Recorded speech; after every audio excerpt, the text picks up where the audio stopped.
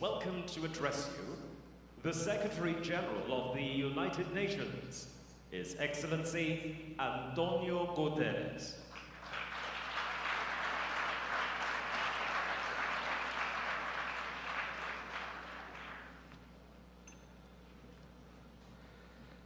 Distinguished heads of state and government, excellencies, ladies and gentlemen, all protocol observed.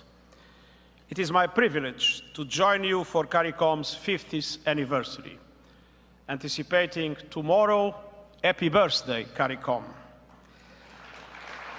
Prime Minister Rowley, thank you for your warm welcome.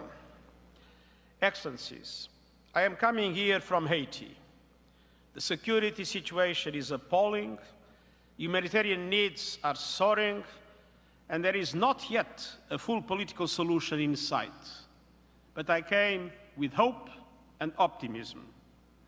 And it is impossible to look at the crisis without seeing the long shadow of centuries of colonial exploitation, extortion, dictatorship, and other screaming injustices. We must help ease the suffering of the Haitian people. And I want to remind that our humanitarian appeal is only funded at 23%. It is a tragedy within a tragedy. I want to recognize the critical efforts of CARICOM leaders to extend your good offices, the meeting in Jamaica and the three high-level personalities involved. And I will continue to push for a robust international security force authorized by the Security Council to be able to help the Haitian National Police to defeat and dismantle the gangs. And I reiterate my call to all partners to increase support for the National Police in the form of financing, training, and equipment. Let's be clear, there can be no lasting security without strengthened democratic institutions, and there can be no strong democratic institutions without a drastic improvement in the security situation. Excellencies, the challenges we see in Haiti require greater engagement and greater solidarity. And that is precisely the founding spirit of CARICOM.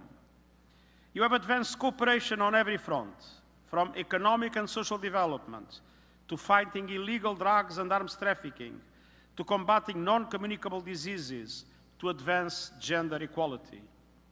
And of course, you have championed climate action and focused attention on the plight of small island developing states. The United Nations relies on Caribbean expertise and leadership. And I don't have to look very far for that wisdom. It starts in the office next to mine with my chef de cabinet, former permanent representative of Jamaica to the United Nations, Courtney Rattray. And I look forward to working closely with Trinidad and Tobago's own Ambassador Dennis Francis as the next President of the General Assembly. Excellencies, this anniversary is a time for critical reflection on the enormous challenges confronting the Caribbean. COVID-19 has destroyed lives and livelihoods, independently of our extraordinary response. Tourism and export receipts temporarily collapsed. Prices for fuel and food skyrocketed. Debt burdens grew heavier, liquidity dried up, and access to global capital markets worsened dramatically. All the while, the climate emergency continues to escalate, threatening the very existence of small island and low-lying coastal states. We need action on two fronts. First, action to fix finance. Today's crisis has revealed an international financial system that is outdated, dysfunctional, and unfair. As part of our preparation for the Summit of the Future, I have put forward a detailed blueprint for a redesigned global financial architecture, including the Bretton Woods system. But change will not happen overnight. And Caribbean leaders have been pointing the way forward, including Prime Minister Mia Mottley through the Bridgetown Initiative and Prime Minister Andrew Holness through the Finance for Development initiative. I have proposed a set of actions world leaders can take now, and they include an SDG stimulus for investments in sustainable development, climate action, and more.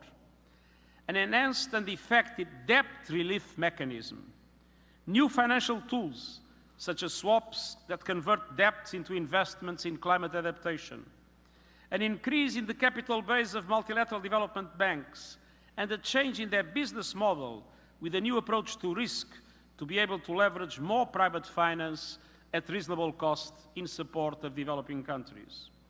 The rechanneling of special drawing rights, and the shift in subsidies away from fossil fuels and unsustainable agriculture and food systems into sustainable development. And redressing a core injustice facing middle-income countries, the continued lack of access to concessional financing because of allocation metrics that ignore vulnerabilities to shocks such as financial crises or climate-related disasters. And I fully support your call for a multidimensional vulnerability index. Excellencies, that leads me to the second area for action, the climate crisis. Limiting the rise in global temperature to 1.5 degrees Celsius is still possible, but it will require carbon emissions to be cut by 45% by 2030. That is why I proposed the Climate Solidarity Pact, in which all big emitters make extra efforts to cut emissions and wealthier countries support emerging economies to do so. And that is why I've put forward an acceleration agenda to boost these efforts. I urged governments to hit fast forward on their net zero deadlines so that the developed countries commit to reaching net zero as close as possible to 2040 and the emerging economies as close as possible to 2050. And Caribbean countries have been showing the way. And developed countries must also finally make good on their financial commitments to developing countries, including by meeting the $100 billion goal, doubling adaptation finance, replenishing the Green Climate Fund, and operationalizing the Loss and Damage Fund this year. I thank Caribbean leaders for your powerful calls for climate justice, advancing global action on loss and damage, investing in renewables, and safeguarding biodiversity, including through the efforts of indigenous communities. Excellencies, in his iconic song, Rally Around the West Indies, the great Calypsonian David Rudder said, "Soon we must take a side or be lost in the rubble in a divided world that don't need islands no more." My message is clear. Our world needs the islands. We need to rally around CARICOM. You have my full support, and I thank you.